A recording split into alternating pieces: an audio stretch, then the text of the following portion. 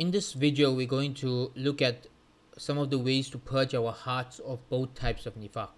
So we said there's the greater nifaq, which is to not believe in Islam while pretending to be a Muslim, and the lesser nifaq, which is to have bad character or to be an untrustworthy person. So let's focus on both. Let's start with the first one. 5 ways to remove from one's heart the nifaq of the heart, right? Which is someone who is pretending to be a Muslim. How do you go from that to actually believing in Islam and being a true Muslim? Number one is to study Islam and learn the proofs of Islam. So some people are only Muslim by culture. They're born into a Muslim family and they've never studied Islam. They don't know why they are Muslim. They're just Muslim by name. How do you move from being just Muslim by name to actually believing in Islam? You do this by studying Islam, specifically by studying the proofs of Islam.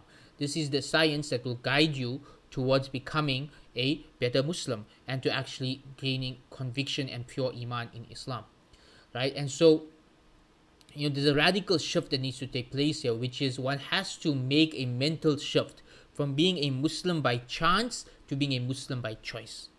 By Muslim by chance, born into a Muslim family.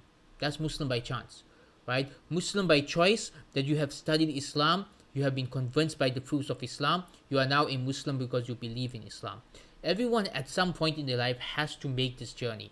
Some people, Allah has blessed them that from the time they are little kids, they already have this Iman in them, they already grow up knowing this truth. But many people grow up in a state of ignorance, in a state of negligence, and at some point in their life they have to make this shift. And this shift begins by studying Islam. Another thing we can do to remove our hearts of evil is to spend time in the company of the righteous. The more time you spend with righteous people, the more your heart softens and the more Iman grows in your heart. Number 4 is to face your inner demons and confront them. So if someone has doubts about Islam, it's not good to ignore them.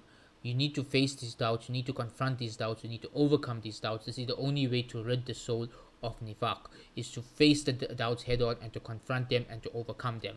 And finally, to make istighfar every single day, to ask Allah for forgiveness every single day, because none of us are perfect, none of us are good enough for Allah subhanahu wa ta'ala, who is perfect. So we always have something to ask Allah for forgiveness for. So if someone feels that they're not really taking Islam seriously enough, so they should start studying Islam, they should make a commitment to be a Muslim by choice, they should spend time with the righteous, they should face their doubts, and they should seek forgiveness on a daily basis. These 5 steps will help us to, inshallah, overcome nifaq.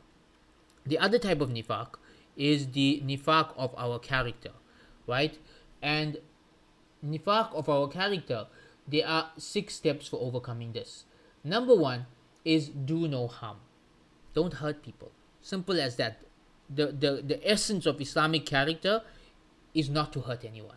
Right? There's 2 hadiths that summarize the essence of Islamic character. Number 1, la darar wa la dirar. Don't harm anyone either on purpose or in retribution. The other one is none of you truly believe hatta yuhibbu li akhihi ma yuhibbu li nafsi, until he loves for others what he loves for himself. If you can live by these 2 hadiths, then you can rid yourself of the nifaq of character.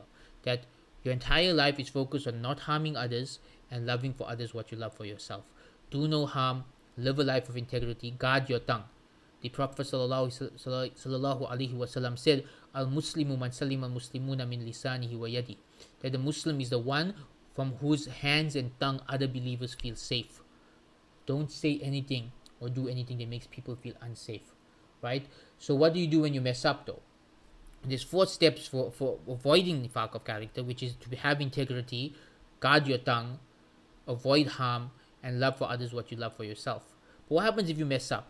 Well, if you mess up, make up for it.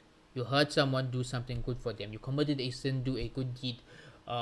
If you lie to someone, repair the damage done through that lies. Make up for your mistakes. This is the only way to overcome them. And of course, make istighfar. So istighfar is something that should be part of our daily habits.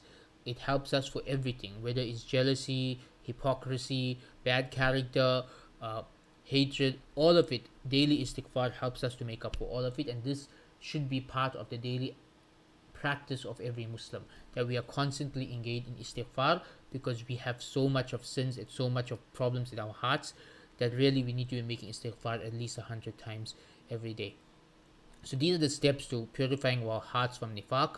Do no harm, live a life of integrity, protect your tongue from saying anything that is displeasing to Allah, love for others what you love for yourself, meaning want good for people, and make up for your mistakes with good deeds, and seek forgiveness in Allah every single day. May Allah protect us from nifaq, and may He make us from the people of righteousness and sincerity. Ameen.